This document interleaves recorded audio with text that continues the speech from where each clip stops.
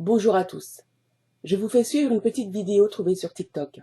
Elle est une nouvelle illustration du danger que constitue le kamitisme, tout particulièrement pour nous les Bantous, véritables Hébreux de la Bible, peuple de l'alliance avec le Créateur du ciel et de la terre et de tout ce qui y habite, à l'exclusion bien entendu, et vous le savez maintenant, des Néandertaliens, engeance des Néphilim, reconnaissables à leurs cheveux qui tombent vers le sol lorsqu'ils poussent, et aussi certainement de tous ces animaux carnassiers et féroces, probablement issus des manipulations génétiques de ces mêmes Néphilim.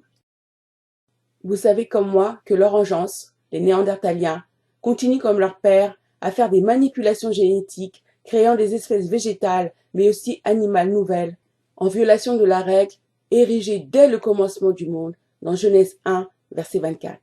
Congo dit que la terre produise des animaux vivants selon leur espèce, du bétail, des reptiles et des animaux terrestres selon leur espèce. Et cela fut ainsi. Congo fit les animaux de la terre selon leur espèce, le bétail selon son espèce, et tous les reptiles de la terre selon leur espèce. Congo vit que cela était bon. Pureté génétique que Tata Nzambe a demandé à Noka Noé de respecter au moment du déluge. Genèse chapitre 7, versets 12 à 14. La pluie tomba sur la terre 40 jours et 40 nuits. Ce même jour entrèrent dans l'arche Noka, Kem, Cam et Koy, fils de Noka, la femme de Noka et les 3 femmes de ses fils avec eux. Et bien sûr, tous les animaux selon leur espèce, tout le bétail selon son espèce, tous les reptiles qui rampent sur la terre selon leur espèce, tous les oiseaux selon leur espèce, tous les petits oiseaux, tout ce qui a des ailes. Vous l'avez compris, n'ont survécu au déluge que les créatures terrestres pures de toute modification génétique. Manipulation qui faisait que ces êtres étaient remplis d'une violence prodigieuse, raison pour laquelle Congo a décidé de détruire la terre et ses habitants par le déluge. Pour revenir à l'objet de cette vidéo, danger du kamitisme pour les Bantous, les lois qu'il a données à nos pères à la sortie d'Égypte, le tossa, issu du verbe lingala, kotosa, obéir, n'ont qu'une finalité. Nous protéger des dangers physiques mais aussi spirituels du monde dans lequel nous vivons, depuis la rébellion d'un tiers des anges qui ont suivi Satan et qui ont été précipités sur terre dans la région anciennement connue sous le nom de Tartare et aujourd'hui appelée Caucase et qui est, comme vous le voyez, le continent eurasiatique. Ces anges rebelles, ces néphilim de l'époque antédiluvienne, sont, comme je l'ai déjà dit dans une précédente vidéo, morts, salaire de leur péché pour avoir voulu vivre comme des hommes, c'est-à-dire boire, manger et surtout copuler pour se créer une descendance. Nous savons que les créatures supérieures que Tata Nzambe a créées sont à son image, noires avec des cheveux laineux et dotées d'une parcelle de son esprit. Les anges qui sont de peu supérieurs à nous sont aussi noirs et dotés d'une parcelle de son esprit. Et les anges fidèles ne meurent pas grâce à leur obéissance. Nous les hommes, nous mourrons à cause du péché originel de notre Père, dont le nom est devenu Kufa, meurt, du verbe lingala, kokufa, mourir, salaire de son péché. Ecclésiaste chapitre 12, verset 7, nous enseigne qu'à la mort de l'homme, son esprit retourne à Tata Nzambe qui l'a donné. Mais il n'en est pas de même pour les Néphilim, anges rebelles, dont l'esprit reste bloqué sur la terre. Et c'est là le véritable enfer, la séparation définitive avec Congo. L'esprit des Néphilim reste sur terre donc, et ils sont la horde d'esprits impurs qui errent sur la terre et cherchent à hanter les hommes, femmes, enfants, êtres humains et animaux, pour assouvir les appétits terrestres pour lesquels ils se sont damnés. Le Nouveau Testament foisonne de versets sur ces esprits impurs. Vous connaissez mes réticences par rapport à ce livre et au personnage qu'on appelle JC. Il contient énormément de falsifications, mais aussi quelques vérités. C'est pourquoi je vous dis, il faut manger la chair et cracher les os. Je vous lis quelques passages qui révèlent l'existence de ces esprits impurs. Matthieu 10, verset 1. Puis, ayant appelé ses 12 disciples, il leur donna le pouvoir de chasser les esprits impurs et de guérir toute maladie et toute infirmité. Matthieu 12, verset 43. Lorsque l'esprit impur est sorti d'un homme, il erre par des lieux arides, cherchant du repos, et il n'en trouve point. Marc chapitre 3, verset 11. Les esprits impurs, quand ils le voyaient, se prosternaient devant lui et s'écriaient « Tu es le Fils de Dieu ». Dès que JC fut hors de la barque, un homme vint à sa rencontre, il sortait des tombeaux, et il était animé par un esprit impur. Tout ça pour dire que le danger est réel. Les Kamites babyloniens, en vous encourageant à pratiquer le culte des ancêtres, vous trompent et vous ramènent dans les abominations de l'Égypte et avant elle de Babylone à vos risques et périls. Vous n'entrez pas en contact avec vos ancêtres, mais avec ces esprits impurs. Et dans la vidéo qui va suivre, cette femme va vous le dire clairement. À un moment, quand j'étais kémite, j'ai appris là-bas qu'il fallait avoir un autel pour honorer ses ancêtres. C'est un endroit où on dépose la photo de son ancêtre. On met de la nourriture. En tout cas, on part là-bas pour invoquer l'ancêtre. On peut mettre des bougies. C'est un endroit de recueillement. J'avais commencé à le faire en mettant la photo de ma mère qui est décédée.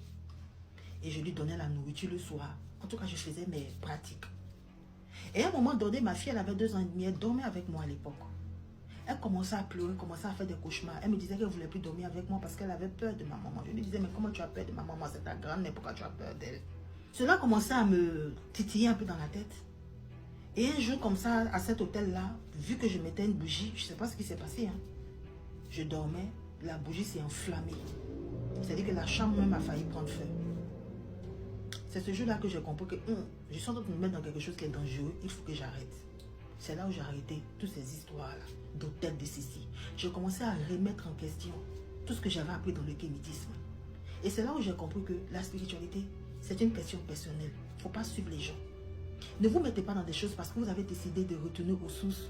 Vous allez vous mettre dans des choses où on va vous dire, faites tel rituel d'Osiris, faites tel rituel de Sekhmet, faites tel rituel de Déti, hôtel de ceci, faites l'hôtel, faites la libation. Ce n'est pas tout qui est bon pour tout le monde. Ce n'est pas tout qui est bon pour tout le monde.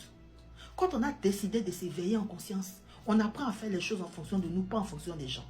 Et c'est comme ça que nous faisons et nous sommes vampirisés par des entités. Oh oui, dans cette histoire de retour aux sources là, il y a des gens qui sont vampirisés. Il y a des femmes folles, il y a des hommes fous qui ne savent pas que c'est en pratiquant certaines libations. Oh oui, je le dis. Si vous êtes content, soyez content. Vous n'êtes pas content, soyez pas content. Je m'en fous. Il y a des gens qui invoquent les ancêtres. Mais ce ne sont pas les ancêtres qui arrivent. Ce sont des entités qui arrivent pour les manger. Ce sont des entités qui arrivent pour manger les enfants. Ça, il faudrait que vous soyez conscients de ça. Ok? Voilà pourquoi j'ai décidé d'arrêter tout ça. Et je suis sorti de cette histoire de kémitisme. Parce que cette histoire de kémitisme là a failli emporter la vie de mes enfants. C'est de ça que je vous parle. Faites très attention. Ne suivez pas les choses bêtement parce que vous n'êtes pas des moutons. À bon entendeur, salut. Si tu es content, tu es content. Tu n'es pas content, je m'en bêche. Vous comprenez maintenant pourquoi, dans le Tossa de nos pères, loi donnée pour nous protéger, Tata Nzambe nous fait cette interdiction. Lévitique, chapitre 19, verset 31. Ne cherchez pas à consulter les esprits des morts d'une manière ou d'une autre. Cela vous rendrait impurs. Je suis Congo, votre Nzambe, c'est moi. Qu'on ne trouve chez toi personne qui fasse passer son fils ou sa fille par le feu, personne qui exerce le métier de devin, d'astrologue, d'augure, de magicien, d'enchanteur, personne qui consulte ceux qui évoquent les esprits ou disent la bonne aventure, personne qui interroge les morts. Prenez garde, car dans beaucoup de versions de la Bible, on trouve certes cette interdiction d'invoquer les esprits, mais il ne précise pas les esprits des morts. Or, le danger vient de là. Invoquer les esprits des morts. Les esprits des morts sont les esprits des Néphilim morts qui sont devenus des démons.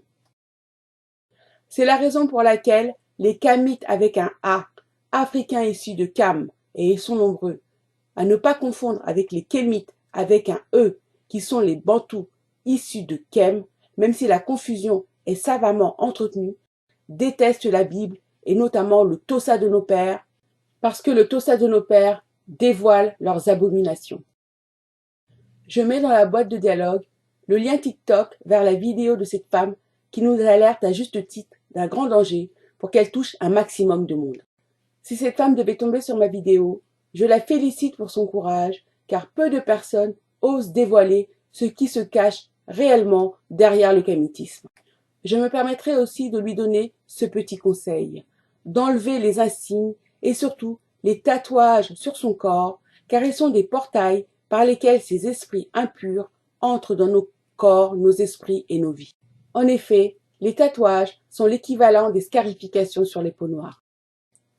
Or, dans le Tossa de nos pères, toujours pour nous protéger, Tata Nzambe nous a fait une interdiction dans le Lévitique chapitre 19, verset 28.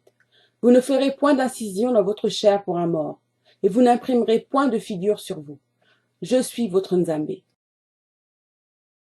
C'est la raison pour laquelle, et aussi la preuve que les Bantous sont les véritables Hébreux de la Bible, c'est que nous ne faisons pas des scarifications sur nos visages et nos corps, car nous respectons les préceptes de l'Ancien Testament, qui est le Tossa de nos pères, que malgré l'amnésie qui nous a frappés à cause du jugement que Tata Nzambe a prononcé, nous continuons à appliquer sans le savoir. La scarification est au contraire largement pratiquée, ainsi que bien d'autres mutilations corporelles comme celles que nous voyons à l'écran, mais aussi celles qui sont pratiquées entre les jambes des petites filles. Nous les Bantous, véritables Hébreux de la Bible, ne devons pas oublier que notre corps est un temple qui abrite une parcelle de l'esprit de Tata Nzambe. Donc, hormis la circoncision pour les hommes, qui est la loi donnée par Tata Nzambe à nos pères, pas de scarification, ni même de tatouage sur nos corps. Je vous remercie pour votre écoute, pour vos pouces en l'air, pour vos commentaires et pour vos partages, et je vous dis à très vite.